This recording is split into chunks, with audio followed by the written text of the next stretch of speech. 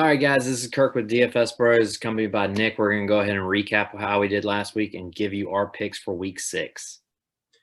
All right. So start off quarterbacks. We both did very well on that.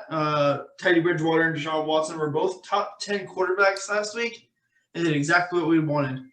As far as running backs, David Johnson and James Robinson, they both disappointed us. Robinson was a major disappointment to what everybody thought he would do. David Johnson did what he usually does. I was just expecting a little bit more with the game projected to be a shootout like it was. Our wide receivers, DJ Chark and Olamide, both had good first drives to start the game, but for some reason Matt Ryan decided not to target Olamide the rest of the game and just got the hot hand from Calvin Ridley. DJ Chark got hurt and left the game early. So our wide receivers, we took shots and we missed them, but that's fine. Kittle, I don't know what's going on with that 49ers team last week. That was scary. Evan Ingram, he was a good play. He got saved by a rushing touchdown. He actually had a 40-yard receiving touchdown called back, and if he had gotten that, if they didn't call that back, he would have been the second tight end on the slate. So that Evan Ingram touchdown being called back just hurt me a lot, especially in a lot of tournaments. Steelers defense, which Kirk picked, they did well. They got you 8 points. It was about what you can expect from most defenses. I did not pick a defense last week. I said to punt the position, and it worked out fairly well. I had a different defense in every single lineup I had. So that's that. Also, real quick before we get into our picks, I do want to say what happened to Dak Prescott last week was horrible, and I can speak for Kirk and myself when we both say that we hope he gets a quick and speedy recovery and gets the money I think he deserves that he proved in the last 4.5 games. With that being said, Kirk's going to lead us into our quarterback. All right, so this week I'm going with I think you're going to kind of hear a little bit of a game stacking going on a lot this week. I'm leaning towards 55-point total. It's actually one of the highest team totals of the slate. He's probably going to be a little popular, but I don't think too overly popular, and that's Matt Stafford. He's going against the Jags, who are 28th against the quarterback. And just to kind of give you an idea, he's only 6,300. So to 3x what we're kind of wanting for, at least in cash, you're going to want 18, 19 points. Rivers got 20 on him. Tannehill, 27. Fitzpatrick, 25. Burrow got him 19. Watson last week, just went off for 30. And this is a game that Stafford could also break that 30-point mark. Every quarterback so far that has played the Jags has had that 300-yard bonus that DraftKings does. So if you're playing DraftKings, that's definitely something to look into. Multiple touchdowns are on the horizon for him. He's got weapons. This is also a Jags defense that is a little bit banged up. Their number one corner, who's actually really, really good. One of the top corners in the league, probably one of the most underrated ones. He is going to be out. It's not confirmed yet, but it's not looking good. So the cornerback who was guarding Cooks last week, when Cooks had that phenomenal game, will probably be shifted towards Golladay. And it's just going to be a huge mismatch. The two teams are both top 10 in pace. It's going to be a very fast-paced game. And it's just so much an advantage on Detroit having a great run block, pass blocking versus a 28th pass rush, a bad secondary. He has weapons. Golladay, Hawkinson, and Stafford are all getting healthier right now. Mm-hmm. And a key stat that kind of blew my mind was right now the Jags are allowing 58% of their drives against them in a score. So teams are kicking field goals, they're scoring touchdowns. So if the team gets the ball, whether it's on a kick return or on a punt, over half the time they're scoring. They're having some type of positive progression. So it's just going to be constant points. You have him, you have Golladay, you have Hawkinson, you put them in your lineup, you're going to constantly be getting points. And that's just something I like. Yeah, I love Stafford a lot. I would love this game a lot more if DJ Chark was healthy. To make it be more of a shootout, because I think if DJ Chark was healthy last week, that game last week would have been a lot different and would have been even more higher scoring. I love Matthew Stafford this week. Stack him with Kenny G and then bring him with another piece of the offense. It doesn't matter which one. My quarterback this week is Ryan Tannehill. This Texans defense sucks. The Titans are rolling high right now with what they did to the Bills on Tuesday night, and they have great targets. Derrick Henry can kill in the running game. He has A.J. Brown completely healthy. He has Johnny Smith just killing it in the red zone this year. Johnny Smith is just – God, he's been so good in the red zone this year. It's insane. I love Ryan Tannehill this year. With him having his two healthiest passing targets, two best passing targets healthy, and Derrick Henry on the field, it's just this game is set up to go through those three plus Ryan Tannehill. Give me some Ryan Tannehill this week. So we're going to talk about our running backs now, and Kirk's going to get us into that. All right, so I'm going to spend up this week at running back, at least for one of the top guys, and the top guy that I really like has a great matchup, and that's Derrick Henry. He's going up against Houston. Nick just hit on that game's going to be a shootout. It's going to have a lot of points involved, and I just want the guy who's going to score the touchdowns. We have seen Johnny Smith score a ton of touchdowns this year. Previous years, last year, we saw A.J. Brown being that long touchdown guy. But no matter what, the staple of this offense is the run. Derrick Henry always gets his. He hasn't really done it too much this year, but I really think this is about the time where he's just going to start putting it on. He's going to have 25-plus carries. He's leading the league in carries right now at 25.3. This is one that I could see him having 30, 32 carries easily. The backup is actually hurt and out for this game. So the maybe one or two spells that he was going to get, it's just going to be an extra carry or two. It's got a 53-point over-under. He's only 7,300, and he has good history against this team. Last year in Week 17, this was when he was insane. He got 42 DraftKings points, 32 carries, 211 yards, and 3 touchdowns. But it wasn't the only time we've ever seen Derrick Henry do that. So I'm thinking maybe a 100-yard bonus, multiple touchdowns, at least one, maybe a reception or two. But we're definitely going to get 20 to 30 points out of this guy this week. Just lock him in. It's going to be so safe, and you're going to rake the cash back. I love Derrick Henry. Fantastic play this week. I'm going David Montgomery. Panthers are 32nd against the run for the second straight year, and they lost their best defensive tackle to a season-ending surgery earlier this week, which makes their defense even weaker, even younger. And David Montgomery had perfect opportunities in the passing game this past Thursday against the Buccaneers. With Tariq Cohen out, they don't have much of a backup. Cordero Patterson is there, but he hasn't seen much work. It's going to be David Montgomery's show from here on out in this offense. I was a little bit worried when Lev Bell became a free agent. I thought the Bears were going to be a great landing spot because they needed a pass-catching back for this year. But I'm glad he went to the Chiefs because David Montgomery should be a running back 2 or higher and season-long the rest of the year, and a weekly play in DraftKings for me, especially at 5,800 this week against the worst rush defense in the NFL. Yeah, 5,800 people are on play guys against the Panthers. Everyone knows it. It's going to be a great pick. I don't see how he doesn't get you at least 2.5, if not 3, 4x. A great pick. People are just really targeting Carolina. Mm-hmm. Yeah, this is one of the worst rush defenses we've seen in a long time. So with that being said, we're going to get into our wide receivers. All right, so I'm going to go with that stack I was talking about. I'm going to load up my Stafford with Kenny G. So Kenny Golladay is only 6,200 this week against the Jaguars. Since returning from his hamstring injury, he's got 7 targets, 8 targets. He looks really healthy now. He has touchdowns in both games. He has a 25% market share in the receptions and targets. So he's going to get fully involved. The cornerback he's facing is either going to be banged up or either terrible. So it's going to be a great matchup for him either way. The Jags are allowing a 75.8% completion rating against them. Yeah. So Stafford looks even better, right? But there's no one who can guard this guy. He's too big, too fast, too strong, and he's getting healthy. He's going to be a weapon this year. I just want to go ahead at 6,200 before he hits that 7,000, and then we start looking at him like we do Thielen and stuff like that. The price is just off.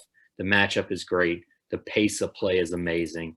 Just go ahead, get him. He's going to have a touchdown. Let's chase those touchdowns. Let's hope for a couple guys with 2 touchdowns. It's going to be a great week.